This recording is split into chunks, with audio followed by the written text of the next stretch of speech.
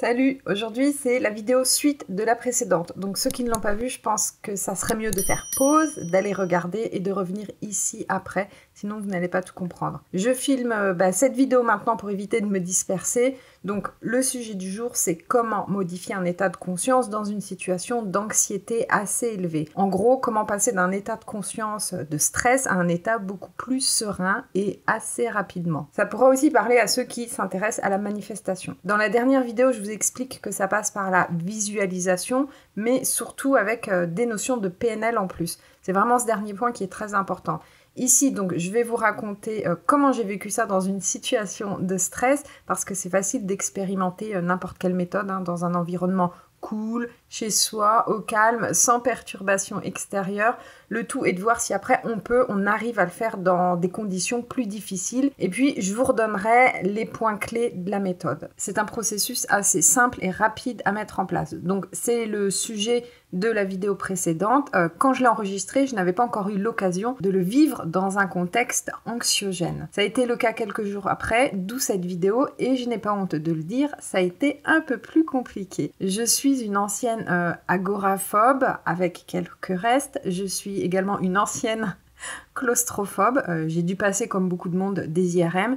Et à chaque fois, c'était l'angoisse totale, l'angoisse au sens premier, c'est-à-dire que je faisais des attaques de panique. Vous voyez comment est faite la machine. Quand on est claustro, clairement, ça n'aide pas. Donc, avant chaque examen, j'angoissais des semaines avant, en fait, à partir du moment où j'avais la date, et généralement le délai est assez long, donc c'est une angoisse qui monte des semaines, voire des mois avant. J'étais en panique totale au point de m'en rendre malade, donc ceux qui connaissent les attaques de panique savent de quoi je parle. J'ai donc dû refaire cet examen il y a quelques jours après l'enregistrement de la dernière vidéo. J'ai pu donc tester ce que j'appliquais, ce à quoi je m'entraînais depuis quelques jours, donc c'est-à-dire la visualisation plus des notions de PNL. Ça faisait quelques semaines, mais pas des mois non plus, que je m'intéressais à ça, puis que je commençais à tester dans mon coin. Donc, j'ai remarqué déjà après coup que je n'ai pas angoissé en avance. C'est-à-dire que le stress a commencé à arriver seulement la veille au soir de l'examen. En plus, j'ai pu facilement modifier mon état de conscience,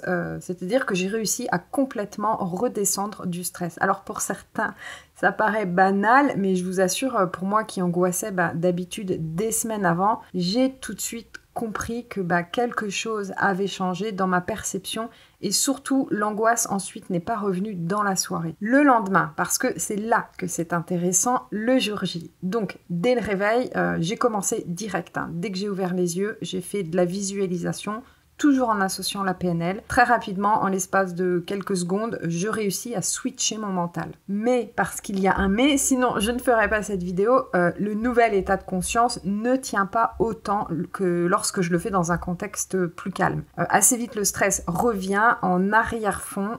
J'avais rendez-vous en fait en début d'après-midi, donc j'ai vraiment eu le temps de tester la méthode toute la matinée. Et ce qui va se passer en fait, c'est que je vais alterner entre des switches de mon état de conscience, des pics de stress. Et pendant ces pics de stress, en fait, je vais essayer de prendre le temps de me poser et de ressentir mon corps pour voir où l'angoisse s'exprime. Après, comme je devais absolument passer cet examen, puisqu'il était important, j'avoue que j'ai pas trop insisté, je voulais pas prendre le risque de trop laisser monter, de ne pas y aller, car j'étais seule. Ça veut dire que si je décidais d'annuler même 1 heure avant, même un quart d'heure avant, ce qui m'est déjà arrivé dans le passé, il n'y avait personne pour soit m'emmener de force, entre guillemets, pour me faire changer d'avis, pour me raisonner. Donc en pratique, c'est ce que j'aurais dû faire, c'est-à-dire laisser monter totalement l'angoisse, l'appréhension, pour qu'elle puisse prendre sa place, car plus on essaye d'esquiver, plus ça revient en force. Mais là, en fait, le contexte était trop important pour tester. Je le fais dans d'autres occasions, mais là, j'ai vraiment voulu assurer le rendez-vous. Donc, toute la matinée, je switch, toutes les heures quasiment, voire même toutes les demi-heures. Même si je stresse, même si c'est presque de l'angoisse, je sens qu'au fond de moi, je vais y aller et que je vais réussir. C'est compliqué parce que c'est vraiment une dualité à l'intérieur, en fait, ça bataille entre d'un côté l'angoisse, d'un côté non, je vais y aller, je vais réussir. C'est vraiment de sensations, de ressentis qui sont en arrière-plan et un coup c'est l'un qui prend le dessus sur l'autre et l'autre qui revient. Mais je remarque quand même là la force de cette méthode parce que avant je n'entendais que l'angoisse. Et là, en plus, je sens que ça n'est pas une angoisse au point de faire une attaque de panique.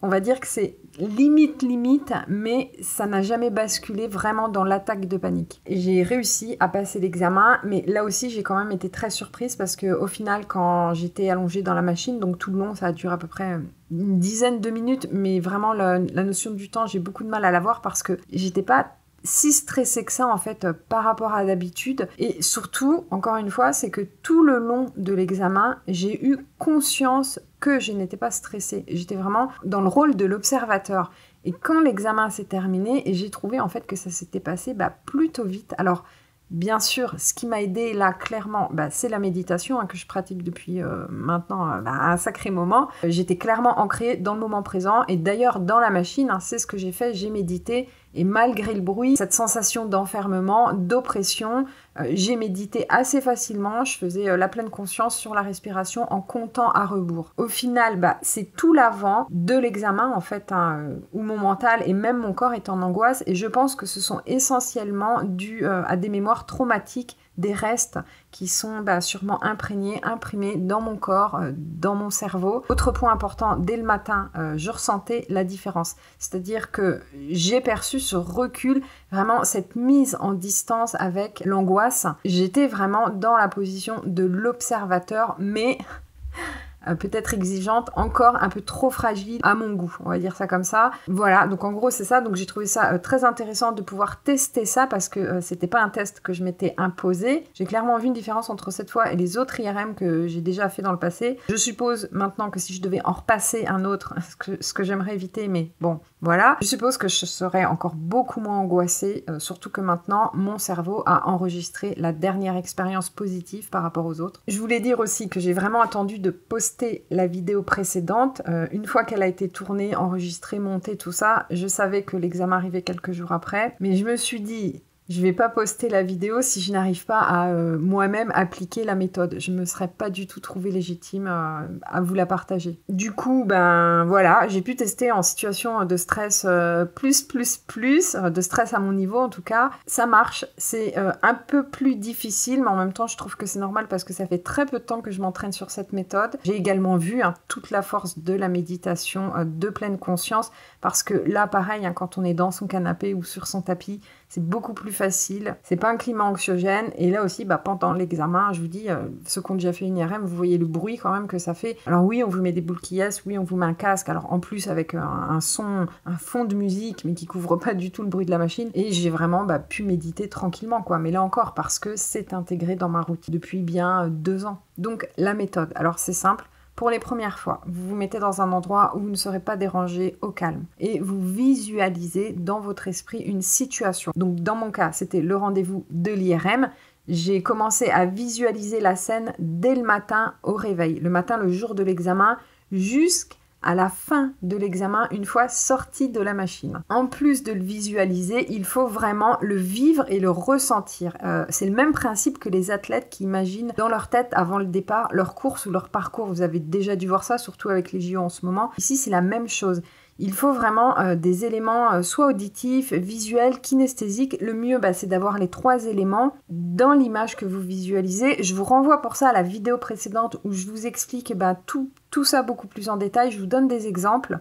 Je vous mettrai le lien donc soit en haut, soit en barre de description. Selon les personnes, on peut être plus sensible aux stimuli auditifs ou alors aux stimuli visuels. Et après, c'est à chacun de voir ce qui lui convient le mieux et de faire sa propre recette. Donc l'image, bien sûr, la visualisation doit être positive à 100%. Je l'ai fait à peu près 15 jours avant le rendez-vous. Tous les jours, 3 fois par jour, matin, midi, soir, parfois juste 5 minutes, parfois plus longtemps, ça dépendait. Maintenant, aujourd'hui, je le pratique moins. Il y a des jours où je le pratique pas du tout même. Par contre, maintenant, sans éléments extérieurs qui pourraient venir me perturber ou me stresser, je switch en quelques secondes, c'est quasi instantané. La question qu'on pourrait se poser, en tout cas moi je me la suis posée, est-ce que ça ne serait pas un déni, une fuite de la réalité? Alors, je ne vois pas ça comme ça, je trouve la méthode complémentaire du reste, de la méditation, de l'ancrage, etc. Je trouve que c'est un outil en plus et que parfois notre mental est tellement conditionnés par des schémas conscients ou non, que de passer par la visualisation et la PNL, même si ça reste les bases, parce que j'ai pas eu le temps encore d'approfondir toutes les notions de la PNL, ça permet quand même de casser un peu le schéma, le blocage. Et de toute façon, c'est ça qu'on recherche, une reprogrammation au niveau neuronal.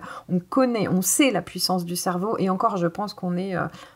c'est mon avis perso, loin de tout savoir. Donc voilà, moi je trouve que certaines techniques peuvent donner un coup de pouce, et si ensuite on complète ça avec tout le reste, la méditation, etc., franchement, c'est encore plus fort. J'espère que ça pourra vous aider. Si vous avez des questions, n'hésitez pas, hein, je répondrai avec plaisir. Pour le livre du jour, alors, il est là, j'étais assise dessus. J'ai choisi, sans grande surprise, Votre cerveau n'a pas fini de vous étonner. Donc c'est un livre de Patrice Van Hersel qui a interviewé 5 neuropharmacologues, psychiatres, neuropsychiatres, dont le célèbre, très connu Boris Cyrulnik. Il y a également Christophe André. Si vous suivez ma chaîne, c'est pas la première fois que vous entendez son nom ici. Il y a également le psychothérapeute Thierry Janssen, qui, petite parenthèse, à la base était un chirurgien qui s'est tourné ensuite vers une approche plus psycho-spirituelle. C'est comme ça qu'il l'a défini. Je trouve ça très intéressant de voir qu'en étant médecin de formation, on peut s'ouvrir à des voies différentes et ou complémentaire de la médecine conventionnelle. Bon, bref, allez, c'est parti. Nous savons très bien qu'en réalité, nous ne faisons que procurer à nos patients le coup de pouce qui va leur permettre de réamorcer leur capacité d'auto-rééquilibrage et d'auto-réparation qui existent chez tout individu et dont les processus nous échappent en grande partie. Souvent, il s'agit juste de redonner au patient de l'espoir et de l'optimisme, de l'aider à prendre conscience qu'il peut modifier son parcours, se changer lui-même. On met ainsi en branle la dynamique des cercles vertueux qui fait peu à peu entrer la personne dans un registre différent. Autrement dit, les 2 grandes forces de l'approche neurocognitiviste ont été, me semble-t-il, son pragmatisme et son humilité. J'espère que la vidéo vous aura intéressé. Je voudrais remercier avant de finir les nouveaux abonnés. On vient de passer les 100. Alors franchement, quand j'ai ouvert la chaîne, je me disais c'est fort possible qu'il y ait personne à s'abonner ou juste quelques personnes comme ça. Je me souviens quand il y a eu les 15, 20 premiers et puis après 30, 40 et je me rappelle qu'à cette période, j'avais fait dans une vidéo, j'avais dit c'est comme la sensation de parler devant une classe en fait. Et là, je me rends compte qu'on est un peu plus de 100. Ça me fait vraiment plaisir. Ça m'encourage parce que forcément, quand on a un retour positif, on se sent en quelque sorte légitime dans le sens où on se dit que oui, on ne s'est pas trompé et que ça peut potentiellement aider d'autres personnes et c'est vraiment ce qui est important ici. Voilà, donc merci beaucoup. Je vous laisse ici. Bonnes vacances pour ceux qui ont la chance d'y être encore et puis bon courage à ceux qui ont repris le travail. Prenez soin de vous surtout, c'est très important et on se retrouve très vite. Salut!